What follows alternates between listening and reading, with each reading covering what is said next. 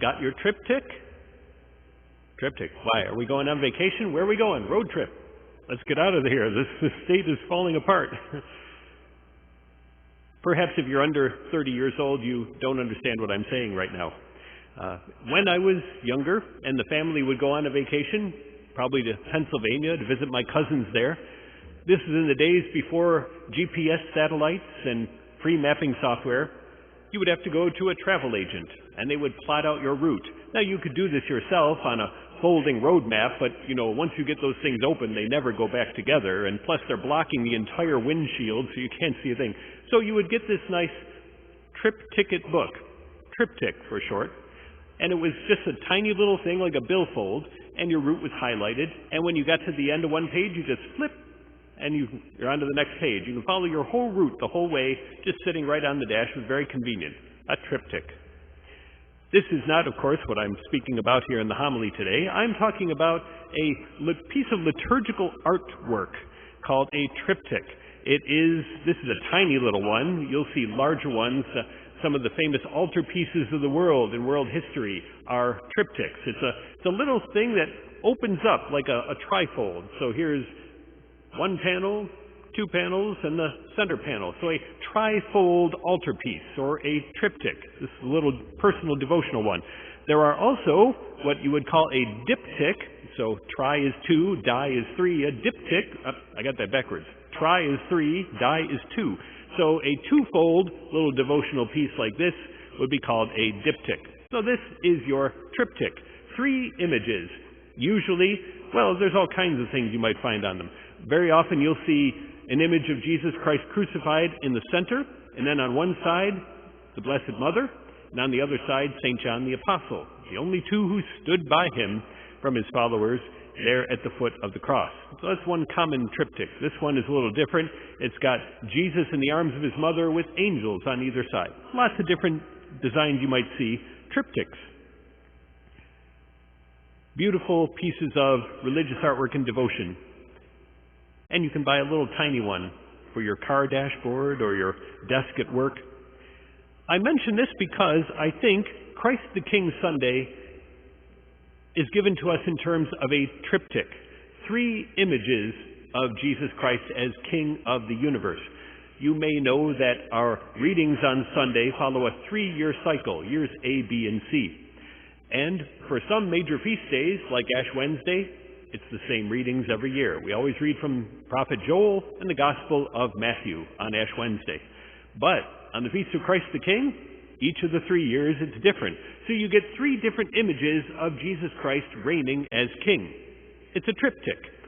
And what are those 3 images? You heard today's, obviously, Jesus in this parable of the final judgment as the shepherd, the good shepherd, who suddenly we're very surprised to find out is actually the king. He's been in disguise all this time, and now he's going to judge us. But what about the other 2 years?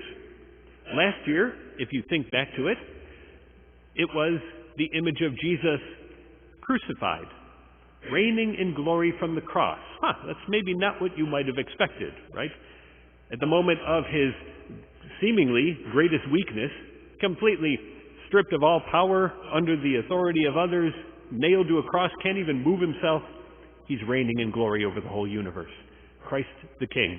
And the thief to one side says, Jesus, remember me when you come into your kingdom. The other of the 3 years is an interrogation scene.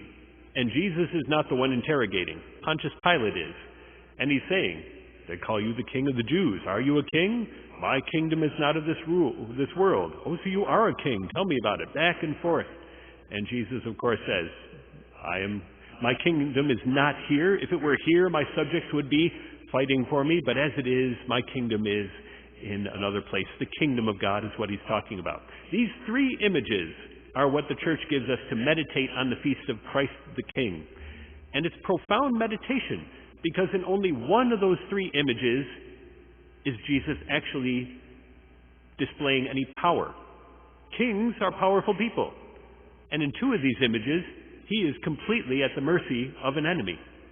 An interrogation as they're ready to imprison him, or worse, Don't you know I have the power to crucify you or the power to let you go?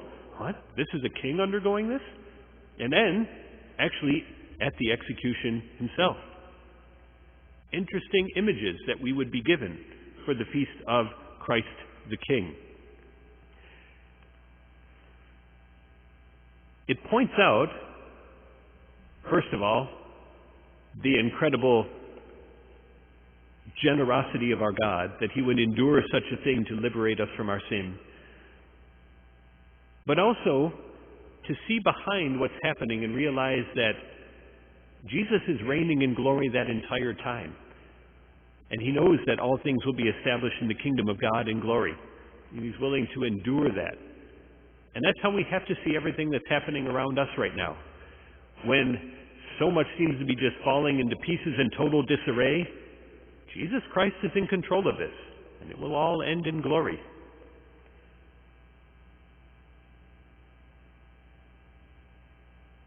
In 2 out of the 3 images, Jesus is the one being judged by Pontius Pilate and then by the whole people. What shall I do with your king? Crucify him. What? He's the one being judged. And it reminds me of something C.S. Lewis wrote once about the state of our current society. It was a book called God in the Dock. We're back at the dock. We're on vacation. We got our triptych. We're on the dock. God's there with us. He's on the dock. He's putting on his water skis. What's happening here? No, God in the dock. It's a British phrase. Lewis, of course, a British writer. To be on the dock meant that it's God in the dock. God in the dock. Not on the dock. He's in the dock. The dock was the place where a person on trial would sit and be judged by the courtroom. And he said, isn't it interesting that for the first 1,600 years of Christian history, everyone realized, I'm going to be judged by God someday. And I had better live my life in a way so that I'm ready to be judged. And then, right around the time of the Enlightenment, there was this change in the common person's understanding of the world, where all of a sudden, people began to think, I am going to judge God. I will decide whether this God seems to be worth following and worth my time or not. And a lot of people decide, you hear it all the time, how could a supposedly perfect and good God allow such suffering? And therefore, if such suffering exists, then this is not a God worth following and I'm done. They have judged God. I thought it was God's job to judge us. That is seeing things aright. It is God who judges us. We are not here to pass judgment on God. That's the conclusion of the book of Job. As Job thinks he's got a right to complain to God about the lot that his life has taken. And God says, were you there when I set the stars in their patterns in motion? Were you there when I created the foundations, the pillars of the earth? We weren't. We can't judge God. We've got to trust. He's got it under control. All things have a reason and will end in glory. This year's image of Christ the King is the one out of the 3 that puts all things in the proper perspective about our future destiny. Jesus Christ is the King who will one day judge us. And he's going to judge us on our faith. Have we believed in him? Have we trusted in him? And apparently he's going to judge us upon our works. I've never understood Christians who believe that it's faith alone that saves us and works have nothing to do with it. Have they not read Matthew chapter 25? The King sits in judgment. And what does he ask? He doesn't ask, did you believe in me? He knows that. He knows who believed in him. But those who believed in him, he asks, did you feed those who were hungry? Did you clothe those who needed it? All of these things. And there's so many passages, even in writings of St. Paul, that say that God will judge us according to our deeds. I'm thinking of 1 Corinthians right now. We will be judged according to our faith and our works. And so we should seek to be good subjects, loyal subjects who serve our King well. And you could think of any number of medieval references where servants would come and kneel before the king on certain days, and the king would commission them, or sometimes they'd be knighted, and all these things that medieval Christendom did so well to express the way the world works, and that God is the ultimate king, and we are the servants and the subjects of God. To see our lives in that respect. And here's where my new job comes in right into play. If we are the subjects of God, the best thing we could possibly do with our lives is to ask, Jesus, what are you calling me to do as your loyal subject with my life? And how can I give myself over to it entirely? That's what vocations are all about in the church.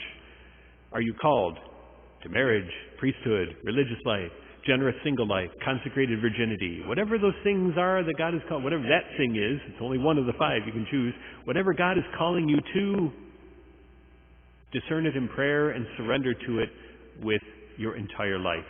Be the most loyal and productive and glorifying servant that you can be for Jesus Christ our King, who bears so much derision by our society all day long. Oh, just look on social media. Just watch any of the network television programs. So many things are calculated in very sly ways to tear down the image of our King. That's our King. We got to defend him. We got to rise up, and by our faith and our words and our witness, the way we serve God and the reverence we have, we should never be taking the name of God in vain. That's our King. Always in a praiseworthy sense when we speak of God. In this way we testify that this is a God who is worth handing your life over to. What do you want me to do, Jesus? Help me to do it. I just think all of this is summed up so well by the words of St. Teresa of Avila, the great Carmelite mystic, who once said, "Since God has so few friends in this world, let us be very good ones." Let us all stand and proclaim our faith in Jesus Christ our King.